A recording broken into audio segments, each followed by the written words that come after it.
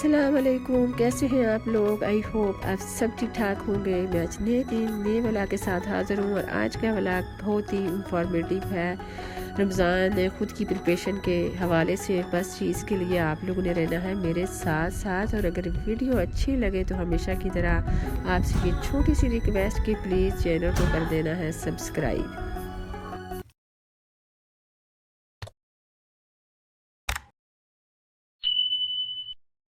अच्छा जी, ये था अर्ली मॉर्निंग टाइम। सुबह फजर की नमाज़ के बाद जी किचन में आते साथ ही मैंने 2 एग बॉयल किए और साथ बनाया ग्रीन टी का कप, क्योंकि मेरी जो खांसी थी वो बिल्कुल आउट ऑफ कंट्रोल हो रही थी। और मैंने सोचा कि ये एग बॉयल करके इनमें सॉल्ट और वो ब्लैक पेपर डाल के इसको ग्रीन टी के साथ दूँ, हो सकता है कि शायद थोड़ी सी खांसी में कुछ कमी आए, क्योंकि खांसी कर करके मेरी जो पसलियाँ हैं उनमें पेन स्टार्ट हो गई थी।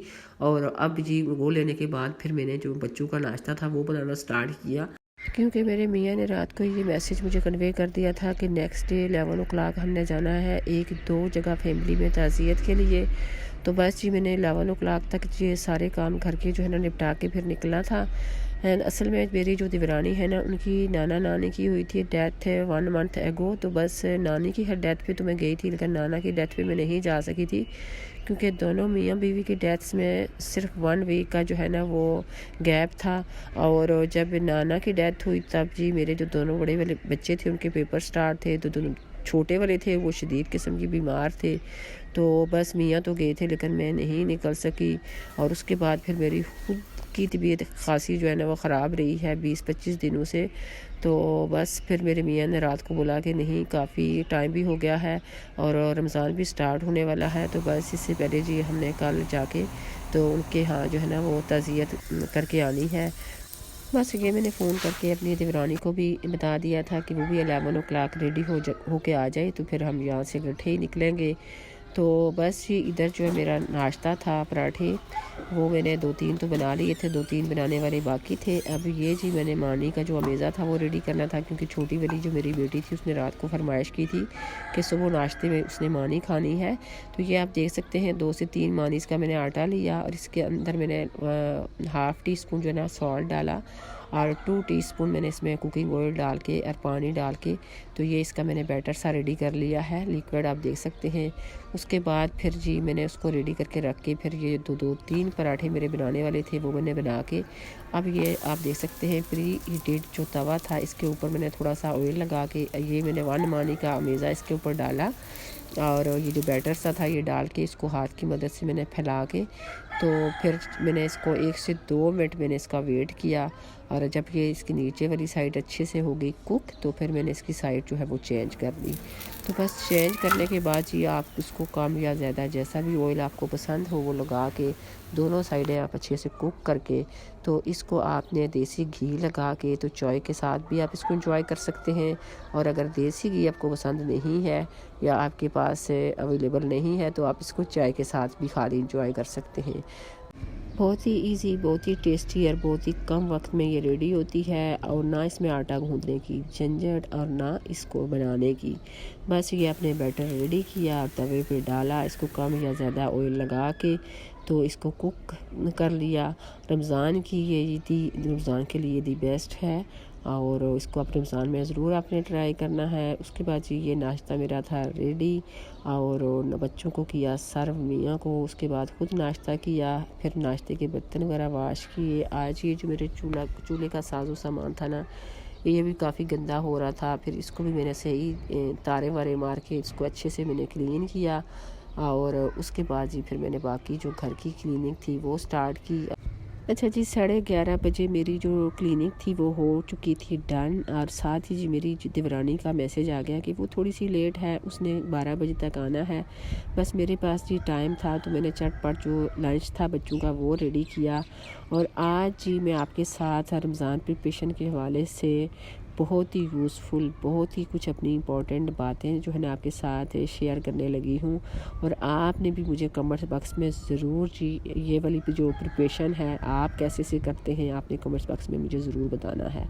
अच्छा, एक प्रिपरेशन जो मैं और आप हम सब मिल के करते हैं, जैसे रमज़ान से पहले जी रमज़ान के लिए ग्रोसरी शॉपिंग कर लेना और मज़े मज़े की जो ना तरह तरह की चीज़ें बना के वो फ्रीज़र हम फिल कर लेते हैं। उसके बाद जी अपने घर को अच्छे से डीप क्लीन कर लेते हैं।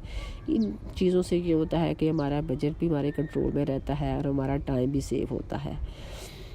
लेकिन एक और प्रिपरेशन जो हमने ख़ुद की करनी होती है, यानी हमने रमज़ान की इबादत के लिए ख़ुद को कैसे से तैयार करना है, यानी कौन कौन सी हमने इबादत कौन कौन से टाइम पे करनी है, कितनी करनी है, ये सब चीज़ जैसा कि मैं आपको अपना बताऊं कि मैं अपने पूरे रमज़ान को प्लान कर लेती हूँ कि मैंने सहरी टाइम उठना है।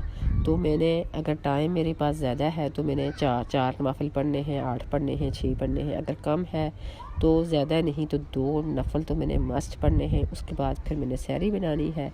सहरी बनाने के बाद जी करने के बाद फिर मैंने फ़जर की नमाज़ पढ़नी है। नमाज़ पढ़ने के बाद जी फिर मैंने इस्तिग़फ़ार की जो तस्बीह है वो मैंने 100 दफ़ा पढ़नी है। उसके बाद सुबहान अल्लाह व बिहम्दिही सुबहान अल्लाहिल अज़ीम, ये फिर 100 दफ़ा ये तस्बीह करनी है। उसके बाद फिर मैंने कुरान की तिलावत हो गई और साथ ही जैसे सूरत यासीन की तिलावत एक दफ़ा मैं सुबह के टाइम करती हूँ, सूरत रहमान की तिलावत, सूरत मुज़म्मल की तिलावत, इन तीनों सूरतों को जो है ना सुबह के टाइम लाजमी पढ़ती हूँ। और उसके बाद कोई 1.5 घंटा आराम किया और फिर मैंने दूसरा साल है तफसीर की क्लास स्टार्ट की हुई है 10:30 बजे से 12:30 बजे तक वो होती है, वो लेने चले जाती हूँ। और उसके बाद जी 12:30 बजे वापस आके थोड़ी बहुत जो घर के काम होते हैं वो देखती हूँ। और उसके बाद जी ज़ोहर का टाइम हो जाता है और ज़ोहर की नमाज़ पढ़ने के बाद जी फिर कुरान की तिलावत करना और जो फिर तफसीर जो मैंने पढ़ी होती है फिर उसकी दोहराई करती हूँ, उसको कुछ देखती हूँ। और उसके बाद जी फिर कुछ घर के थोड़ी बहुत काम, फिर असर का टाइम हो जाता है। असर की नमाज के बाद जी यही दोनों वज़ाइफ यानी कि 100 दफ़ा इस्तिग़फ़ार की तस्बीह और सुबहानल्लाह व बिहम्दिही सुबहानल्लाहिल अज़ीम, इसकी 100 दफ़ा तस्बीह करती हूँ। उसके बाद कुछ शाम की जो दुआएं हैं वो पढ़ती हूँ। और बस फिर अब जो मैं अफ्तारी बनाने वाला सिलसिला फिर वो स्टार्ट हो जाता है। उसके दौरान भी हर कुकिंग के दौरान भी मेरी जो है ना इस तरह की जो वज़ाइफ वगैरह हैं वो चलते रहते हैं। और उसके बाद जी फिर मैं जो मगरिब का जब टाइम हुआ अफ्तारी की, मगरिब की नमाज़ के बाद जी जो है ना बच्चों को खाना वाना दे के थोड़ा सा ही टाइम होता है तो फिर इशा की नमाज़ वगैरह पढ़ी, तरावी पढ़ी। और उसके बाद जी सूरत मुल्क की और सूरत वाक़िया की जो है ना तिलावत वो मस्ट रात को सोने से पहले करती हूँ। तो ये मेरी होती है रमज़ान की जो इबादत की प्लानिंग। और बाकी जो जुमे वाला दिन होता है उसको भी मैं अपने प्लान में रखती हूँ कि उसको मैंने कैसे से जो है ना कौन सी इबादत किस टाइम पे करनी है और किस तरह से करनी है। जैसे सलातो तस्बीह है वो मैं जुमे वाले दिन पढ़ती हूँ और सूरत कैफ की तिलावत जो है वो मैं मस्ट करती हूँ। वो फजर के टाइम करनी है या ज़ोहर के टाइम करनी है, ये सब मैं जो है ना अपने प्लान में रखती हूँ। बहरहाल आप लोग अपने रमज़ान को कैसे से प्लान करते हो कमेंट्स बॉक्स में ज़रूर आपने बताना है। बस ये आपने देख लिया कि मेरी देवरानी आई थी 12 बजे, तो हम ऑलमोस्ट कोई ज़ोहर के टाइम उनके अम्मी के यहाँ पहुँचे हैं, उनके यहाँ ताज़ियत की। उसके बाद जी साथ ही पास मेरी जो मियाँ हैं उनकी खाला रहती हैं, उनसे मिलने चले गए। तो ये जी हम उनके घर आए थे, तो बस हमें रात फिर इधर ही हो गई थी। तो ये था मेरा आज का व्लॉग। आपको कैसा लगा कमेंट्स बॉक्स में ज़रूर बताइएगा और अपनी दुआओं में याद रखिएगा। चैनल को कीजिएगा सब्सक्राइब। इंशाल्लाह नेक्स्ट व्लॉग में मिलती हूँ, तब तक के लिए अल्लाह ने की बात।